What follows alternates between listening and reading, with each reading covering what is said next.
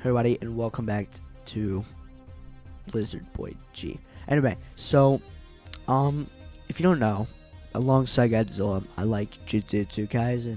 It's a good thing. So, I decided that since we're reaching the end of summer, let's make a video on it. So, let's get to it. Satoru Gojo, the honored one, or, well, the strongest, for, well, a little while until he just died. So, spoilers, sorry. We're doing spoilers. I'm going to put that in the beginning of the video. But however, you might know him as one of these names. In the Godzilla Millenium era, home of some of the strongest kaiju in the kaiju genre. So, would Satoru be able to defeat them? Let's find out, I guess. Okay, so when I was first recording this, I forgot to add Gojo's stats. So we're just going to do it here. So let's get to it. First, let's go over Gojo's abilities. First is Infinity ability, where it slows down anything coming towards him and eventually stops it altogether. Next is his Curse technique, Blue. Gojo's main abilities are literally just magnets, and Blue is the one that attracts things towards it with a glowing blue orb. And our next ability is the opposite of Blue, where it rejects things and causes a little explosion blast called Curse technique, Reversal Red.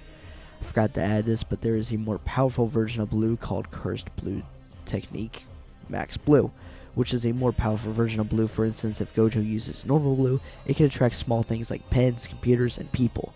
But Blue Max has the ability to attract parts of buildings, shown in episode 25 in the beginning of the Hidden Inventory arc. Finally is this Hollow technique, Purple, where the two red and blue powers are combined, turning into purple, basically erasing whatever it touches. And I forgot to add this, but we're not even using the ability in the battles, but his domain expansion, Infinite Void, where it basically just stops anyone because it's being filled with knowledge. So you basically can't move, so it allows Gojo to hit you with anything he wants, aka Hollow Purple. Now that we know all about Gojo, let's go over the list of kaiju Gojo is going to be fighting. So the list of kaiju that Gojo will be taking down is Zilla, Megaguirus, Orga, Rodan, Anguirus, Kiryu, King Ghidorah from GMK, Kaiser Gora, and finally Final Wars Godzilla. Anyway, as always, comment ideas if you want to change the roster if you feel like it should be changed. Now, let's get to it. First up is Zilla from Godzilla Final Wars. And yeah, there's just no way Zilla wins in this battle. Absolutely no way. Not even a difficulty. That's how easy it's able to take him down. Megaguirus. Do I even have to explain this battle? No. So, Megaguirus loses. If you want an explanation, purple. And he can't pass by infinity. Now, for the rest of the battles, Gojo was just easily able to kill him without really focusing on fighting. But for Orga, this is where Gojo might actually have to be focused and on killing him. But he'd still win. So, now it is time for Rodan. So, this time we're actually going to have like a real fight where they're actually going to fight. With Rodan's high speed, it would be a little harder for Gojo to get a hold of Rodan. But with a max blue, Gojo would be able to slam Rodan on the ground and unleash a hollow purple upon him. So, low difficulty. Rodan gone. Now it is time for Anguirus. So, mixed with Anguirus' hard shell, high speeds, and great jumping heights, Gojo would have more trouble against Anguirus.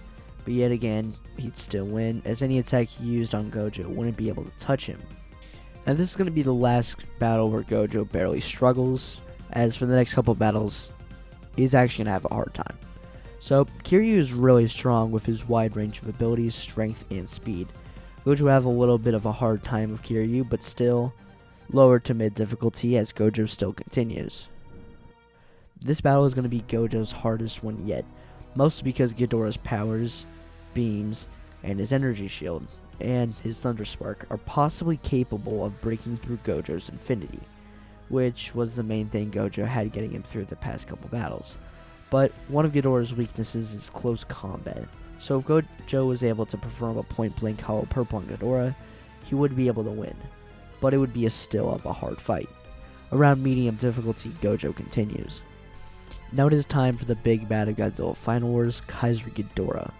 Gojo's main struggles in this fight would be Kaiser's immense size and his strong gravity beams, and having a higher chance of breaking through infinity. But even with this immense power, he still wouldn't be able to win against Gojo's hollow purple. So, medium difficulty, Gojo continues. Now it is time for the final battle of the video, Satoru Gojo vs Final Wars Godzilla. This would be the hardest challenge for Satoru Gojo, and if Gojo succeeds, he will become the strongest of the known competitors of the Millennium Era. So, did Gojo survive the Godzilla Millennium Era? The answer is yes. Yes, he did. I couldn't really find a way for Godzilla Final Words to break through Gojo's infinity. Anyway, I hope you guys enjoyed today's video, and as I know, it's in a different form of others, but next week we're going back to Godzilla, and differently, as we're going to be explaining what Godzilla's atomic breath exactly is. So get ready for that video next week. Also, thanks to X-Man for doing this week's thumbnail. It's his first time doing a thumbnail for me and being a part of the channel, so thanks to him. Anyway, as always, I'll see you guys next time. Bye.